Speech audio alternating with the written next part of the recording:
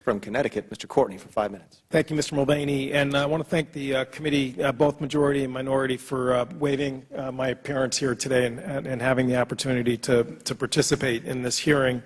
To Chief Martin and Mr. Root, thank you for your presence here. Again, your stories are incredibly powerful and really demonstrate that this discussion today is not academic. It has profound real-life impact, and it takes a lot of persistence on your part to really be here to remind us of that fact. I am here because one of my constituents is here, Ms. Wendy Hartling. She's joined by Attorney Chester Fairley, whose story has been mentioned by other members here this morning. Again, just a little less than a year ago, just a horrific crime took her child, Casey Chadwick, from her, and I can personally attest to the fact that southeastern Connecticut and the whole state, has, been just part of the grief and pain that followed, and the admiration that folks have for Ms. Hartling, as Mr. Lynch said, trying to get some good to come out of this horrific event. It just has drawn admiration from all quarters. So thank you for being here, Ms. Hartling. And I think I'm the last one here, so all your patience is going to be paid off shortly and give you an opportunity to talk. Director Saldana, the one thing about the Casey Chadwick case is that, really there's just no ambiguity in this instance in terms of, whether or not someone's charges were pending or whether or not the individual was convicted of a aggravated versus a, serious offense. Jean-Jacques, came into the country without documentation. He was convicted by the state of Connecticut of a homicide. He served over 15 years in prison. At the completion of his sentence, the Department of Corrections surrendered him into the custody of ICE. Again, the government had run the traps in terms of getting a deportation order completed at that point. Any appeals that he tried to pose had been exhausted. So there was just, again, no sort of glitches that anyone could point to that would interfere with that process going to the next step, which is obviously removal from the country. As we heard from Ms. Maloney, the government of Haiti, again, played this very frustrating exercise in terms of verbally granting and then refusing on a number of occasions. So a year ago, you were before the committee, and this question of uncooperative other nations was raised with you, and at the time, your testimony stated that bolstering ICE's ability to obtain travel documents from recalcitrant countries is an important priority, and I will continue to work closely with the Department of State to achieve better cooperation from countries in accepting the return of their nationals. Again, this morning you've talked about your efforts with the PEP program in the last year or so. Can you just tell us with some specificity what's going on between ICE and state in the intervening time since you testified to fix this glaring problem? I think I said earlier I've met with the Assistant Secretary for Consular Affairs, Ms. Bond, and actually I'm going to see her this afternoon about Guinea in particular. So we meet periodically, and we made a commitment to continue to do that because I want to keep her posted on the countries we're having trouble with. So this memorandum of understanding we have, we meet to discuss what can be done with a particular country. And right now, countries like Syria and Iraq and Afghanistan, we're just having tremendous difficulties with.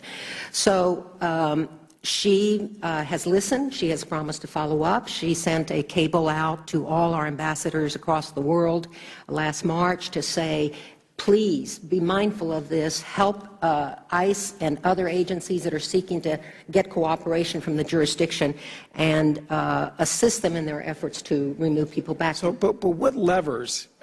I mean, we have levers. I mean, yes. Members have mentioned it, the visas that we grant to citizens from these nations coming into the U.S., foreign aid. I mean, sanctions. There are sanctions. Give me an example of where they've actually, done more than just meet to discuss this. Where Department of State has? I'm not familiar with the specifics of what they've done. Okay, and I guess, Mr. Chairman, that's sort of the the crux of the frustration that myself and Senator Blumenthal and Murphy have experienced, which is that this just screams out for the fact that the agencies in the U.S. ICE and the State Department are not getting this done, and that's why we requested an Inspector General's report. That process is underway right now. We're going to be receiving the results of that. But frankly, I would just say, Director, that response is just really not acceptable, given the fact that we have instances where somebody, again, there was just no question about their status in terms of being deported, and to have other countries stonewall our efforts, and to say that the State Department's best efforts right now is just simply to meet with ICE and to send out warning telegrams to embassies. There are other options that we have available to us, and we need to exercise those. Withholding aid and the sanctions I mentioned, but I just want to be sure, sir, I am doing the best I can to try to persuade State is the most appropriate witness to explain to you why they make the decisions they do, because I can't speak for the Department of State. Again, if I could just have another 30 seconds. Again, we experienced in this case where the government of Haiti, again, for paperwork reasons, stonewalled Mr. Jacques' deportation. ICE can do more in terms of creating a record of country of origin, in terms of interviewing witnesses in the U.S. I mean, this guy had been here for over 20 years. There were other ways that verification of country of origin could have taken place on stateside, in addition to having the State Department apply levers of pressure, which, again, I think should have been exercised at the greatest and highest level. So this discussion, Mr. Chairman, again, I want to continue with you and the members here about the fact that the response so far just frankly has not been satisfactory. I'd ask that my letter to you and Mr. Cummings setting forth the IG... It's already been submitted to the record. Okay. And Mr. Courtney, I will... Yep.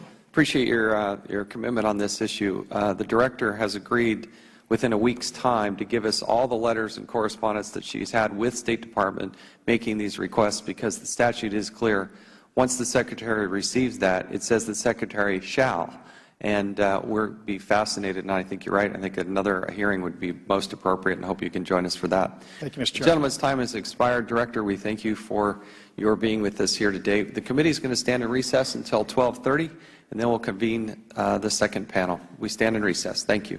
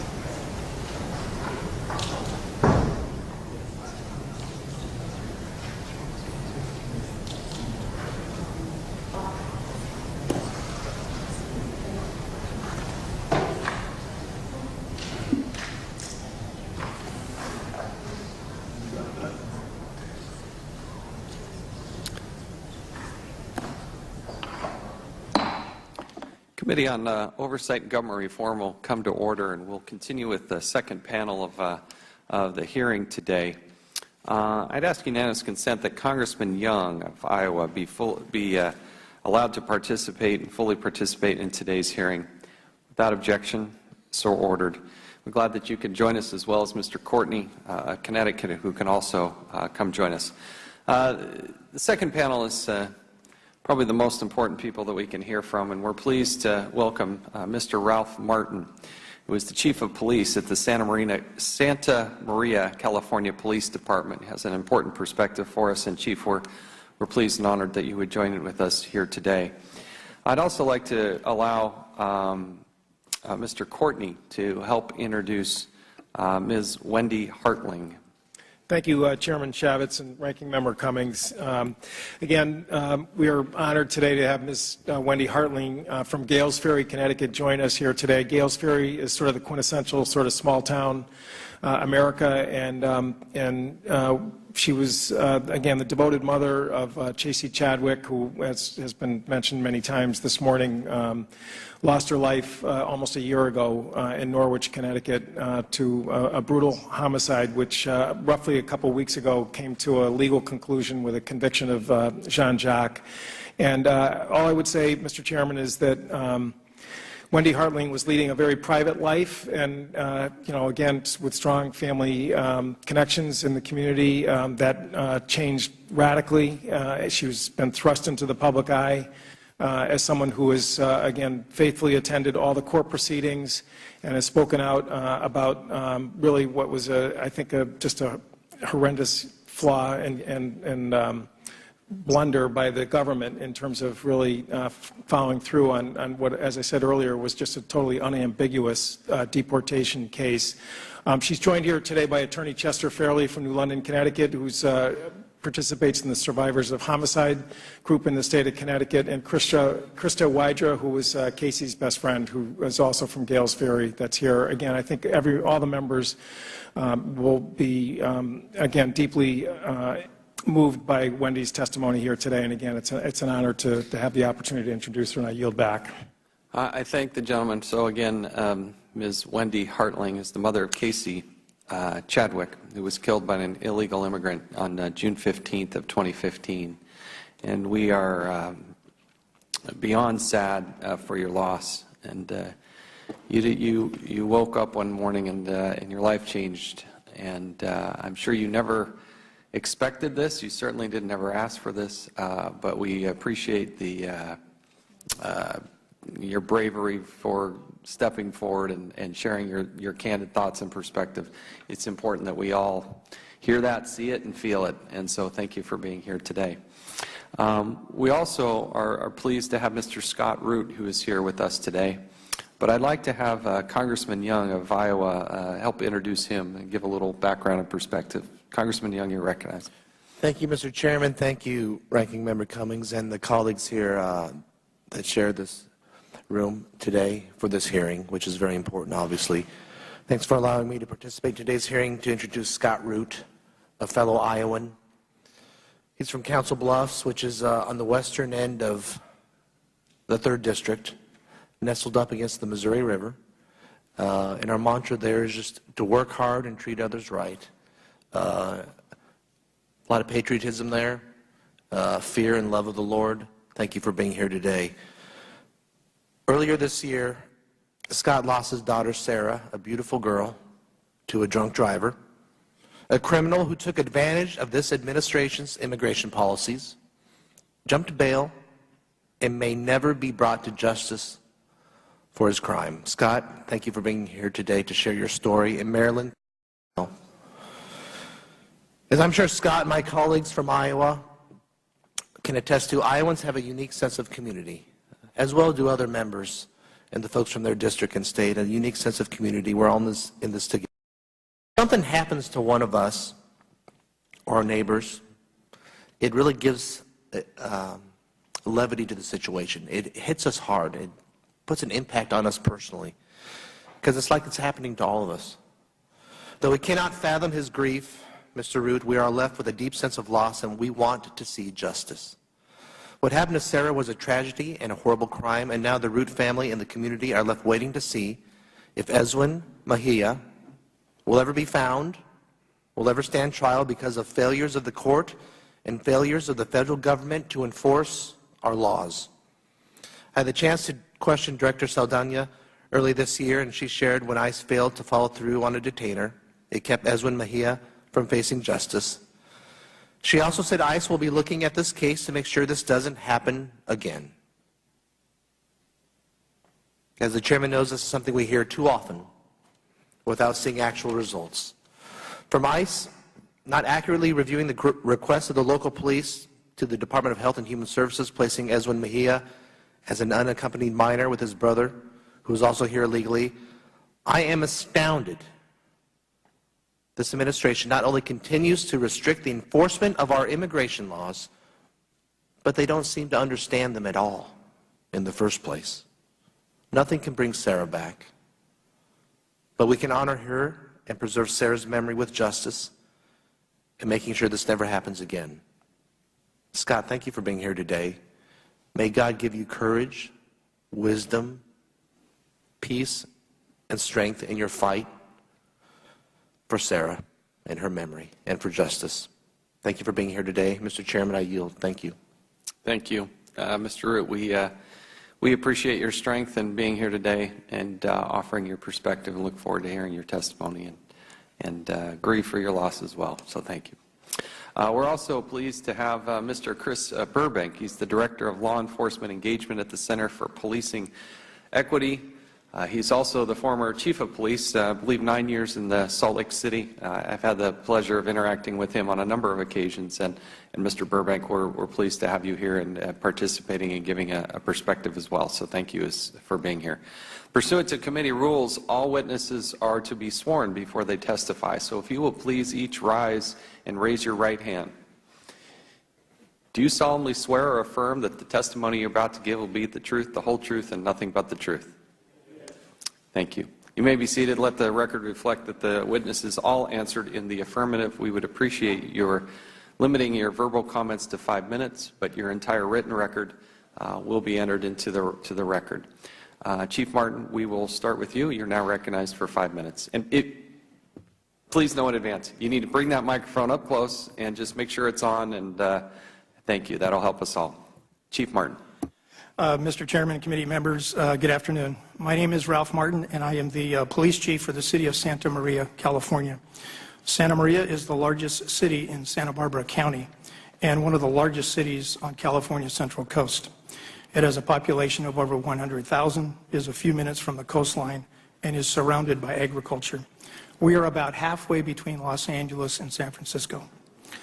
I'm here today to share with you an event that occurred just 9 months ago. It's about the brutal and vicious attack of 64-year-old Santa Maria resident Marilyn Ferris. At the time of this attack, Ms. Ferris was gainfully employed at nearby Vandenberg Air Force Base, where she worked the night shift as a satellite tracker civilian contractor. She's been doing this since 1974. Prior to that, she spent 4 years in the United States Air Force. On the morning of July 24th, 2015, at approximately 9:45 in the morning, while Ms. Ferris was sleeping, 2 suspects broke into her home, sexually assaulted her, strangled her, and beat her about the head and face with a hammer. But despite the incredible beating, Marilyn would not give up. She fought back with all the strength she could muster, even while receiving repeated blows. The suspects left her for dead, but somehow with her eye socket shattered and her neck bone broken, she dialed 911. As the suspects made their escape, one of them, identified as Victor Martinez Ramirez, broke into another home on West Donovan Street, entering through a sliding door. There he encountered 3 young children and their mother. However, she managed to dial 911 and the suspect fled again. As officers were responding to Ms. Ferris's home, additional officers are now responding to West Donovan home. Suspect Martinez starts jumping backyard fences, but the patrol officers set up a solid perimeter around him. And within minutes, one of our canine officers finds Martinez hiding underneath a tarp on a patio of a nearby home on Cox Street. Now that's 3 blocks from Ms. Ferris's home and 1 block from the Donovan Street home. He was arrested for burglary, sexual assault, and attempted murder. During the 4th day of the investigation, detectives identified and arrested a second suspect, Jose Villagomez. He was subsequently charged with the same crimes. 8 days after Ms. Ferris was attacked, she died in her hospital bed, unable to recover from her brutal injuries. Victor Martinez is an illegal alien from Mexico. He had been arrested by the Santa Maria Police Department 6 times in the previous 15 months. He was released from the Santa Barbara County Jail 96 hours before he attacked Ms. Ferris. Villagomez is a U.S. citizen, although he spent much of his life in Mexico. He had had 1 previous arrest. Both are currently in custody awaiting trial. I believe that when the federal and the state government fails to do its job, it falls on the shoulders of local government, and we are not equipped to deal with these issues financially or with personnel. The arrest sheet on Martinez is a glaring example of federal and state failures. On one occasion in 2014, ICE filed a Form I-247 immigration detainer. However, the Santa Barbara Sheriff's Department does not recognize the lawful hold based on the Miranda Oliveras versus Clackamas County decision, which is a federal court ruling. 2 weeks before the attack, Martinez was cited as opposed to being arrested for possession of methamphetamine because recently California passed Prop 47, which I'll address in just a moment.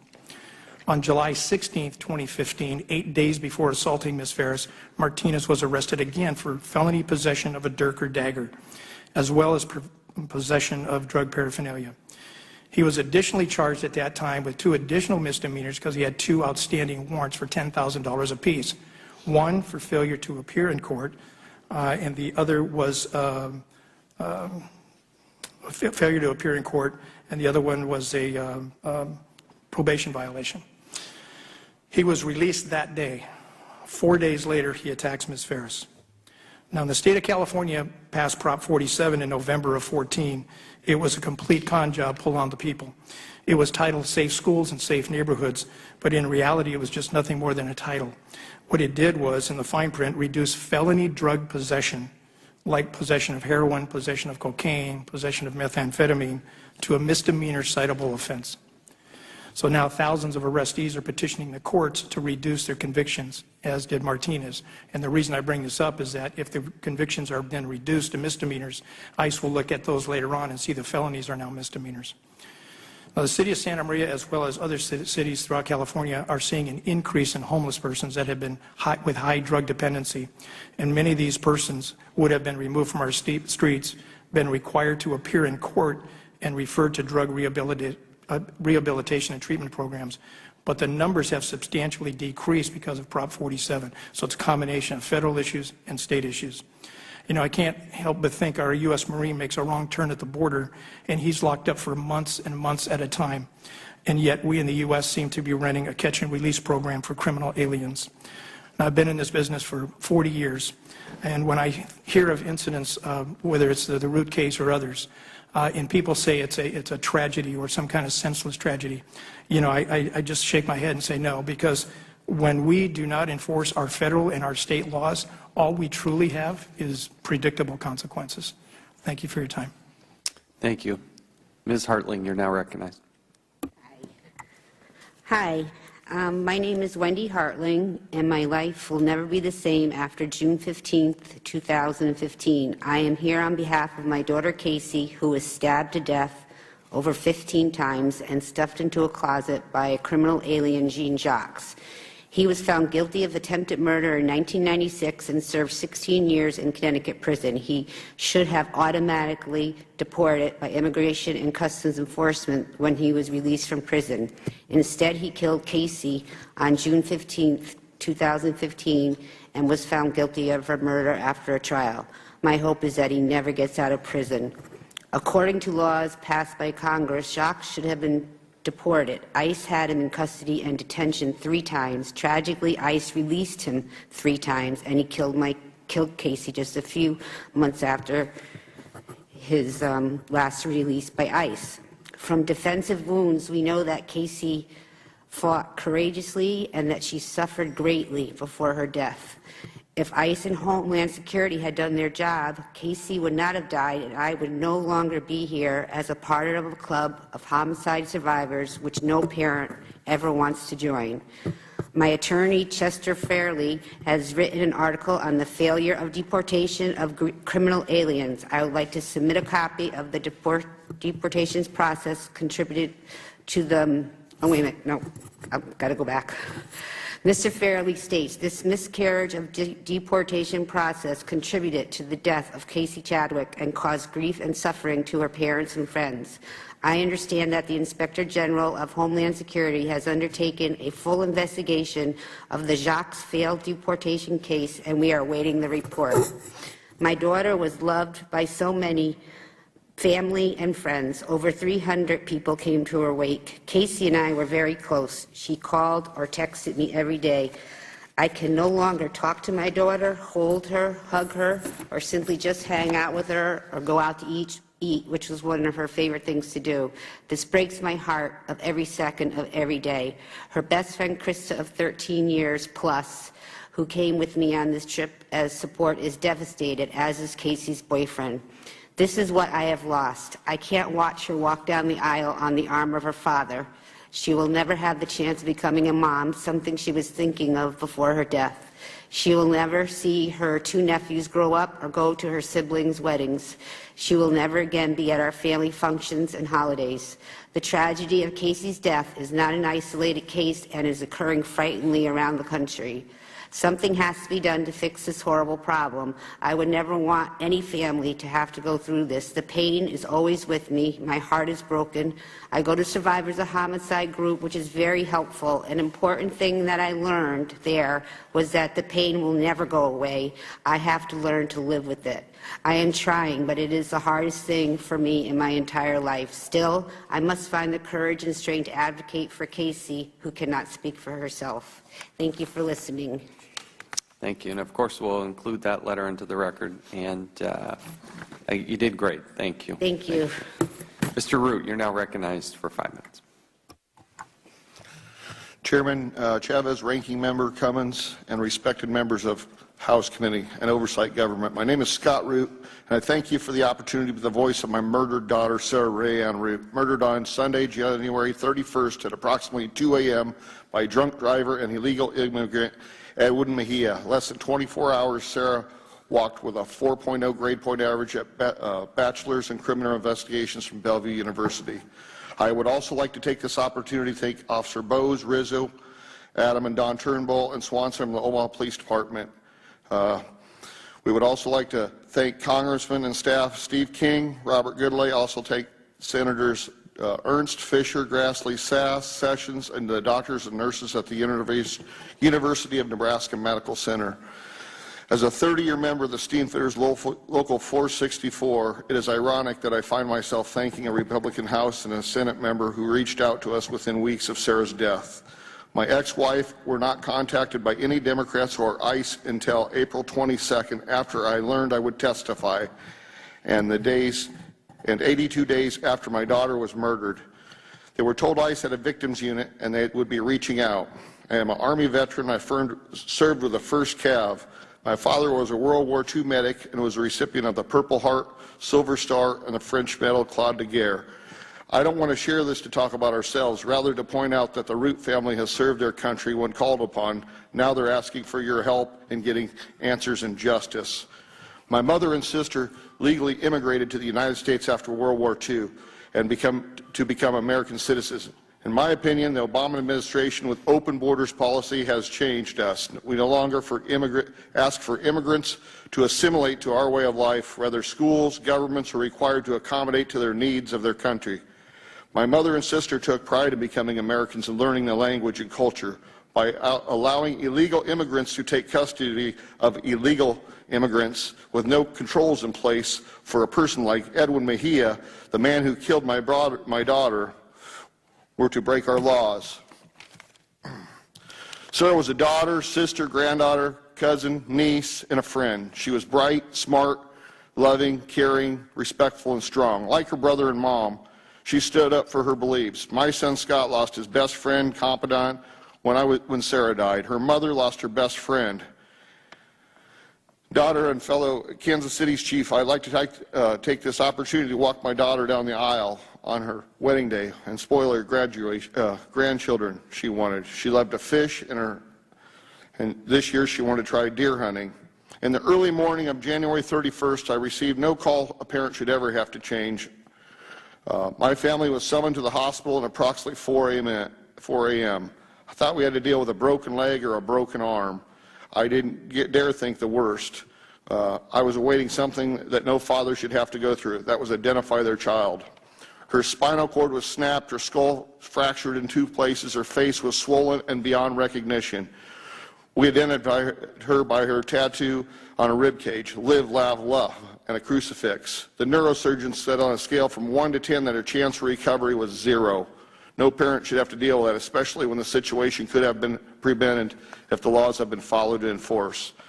Sarah was an organ donor. Her mother and I kept her on life support 3 days to allow organ recipients and their doctors to prepare themselves for harvesting. Sarah, through her unselfish act, was able to save 6 individuals. She also helped 4 to 5 dozen more through donation of tissue and tendons, bones. Since the accident, I learned Edwin had been apprehended in Arizona at 16-year-old minor, yet our government allowed him to be turned over to his brother, another illegal immigrant. Due to pressure being applied to the mentioned Congressman Senators, Edwin is now on the ICE top 10 most wanted list. This is ironic. On the webpage it says unlawful, illegal. When apprehended in Arizona, he was released to another illegal. When the Omaha police approached ICE 5 times requesting a detainer, we were reached each time with unlawful, illegal. Edwin was released 4 days in jail, and his brother posted 10% of $50,000, which is $5,000. It costs more to bury my daughter than her family and friends have been given a death sentence and a denial of her love, companionship. My family understands that her questions have not been answered, but I would like to go on for record of the following. At a local level, my friends are collecting signatures against Jeffrey Marcuzzo to remove him from the bench. He failed to show up for minor traffic infractions and presented a flight risk. Our question at the federal level, who is accountable? Sarah Sadania, Jed Johnson, Barack Obama. Harry Truman used to say, the buck stops here. This is not only a case of administration. Marcuzzo recently sent bail for another illegal immigrant accused of vehicle homicide in Omaha. $2 million for the local. ICE set a detainer on him. Congressman Goodlay, Senator Grassley, and a joint letter to Jed Johnson demanding answers for our case. Senator Sass has demanded answers from Sarah Saldana. If they cannot get answers from a family from Iowa, held accountable. Has anyone been held accountable for the local level? It's been 2.5 months since the senators and congressmen have asked answers from ICE. When can we expect to get the answers? The Omaha Police Department did their jobs. How is it that illegal brother was able to bail him out and disappeared? Do I get a choice which laws to follow? If not, which does unlawful or legal immigrant mean? Sarah's family and friends are punished. Would officials of ICE Edwin's crime and the criteria for level? Would someone please explain to me how a daughter had a spinal cord and a skull fractured in 2,000 places by a 6,000-pound pickup with 1,000 pounds of roofing equipment traveling at 70 to 80 miles per hour in an underage person three times over the legal limit, drag racing from Honduras, not violent? Explain that to me. What information do we have on Edwin's family and friends? Who owned the vehicle that Edwin was driving that killed my daughter? I understand it's another illegal from Wichita, Kansas. He was driving the streets with Omaha with no driver's license, no registration, no insurance. He did not show up for obligations for minor traffic violations. It was assumed he would show up for motor vehicle homicide. On attention level, has a red pool notice been issued? Are those steps in place? Does he have a cellular card? What is being done in the country of Honduras? Edwin was apprehended in Arizona. Was a file created? If so, what information has been communicated? If the Obama administration position on this is not to enforce immigration law, what is the purpose of ICE and our tax dollars being wasted? The only incentive to capture him is $5,000 reward through the Omaha Crime Stoppers. What other tools and means are available to the national law enforcement and people in Honduras, Mexico, or the United States to turn Edwin to the authorities? In my closing, my family and friends will not stop until people at the local and federal level are held accountable to her killer and brought to justice. When Edwin is caught, he will face a 20-year prison sentence and 8 to 10 with good behavior. But my family is facing a sentence without her. Her sentence is unavoidable and would have occurred if the failed policies, the Obama administration, and the laws that allowed be ignored in an incompetent local judicial system. This was the last time I saw Sarah was January 31st. She graduated from Bellevue University. Now I carry a cross on my heart with a crucifix around my neck. I want to leave you with a personal story. When Sarah was young, she had a patch of hair on her back. I would tease her by calling her Monkey Girl. She hated it, but she knew it coming from a father's love. I love you forever, Monkey Girl. Thank you for this opportunity to share Sarah's story and my family's story. Scott Root.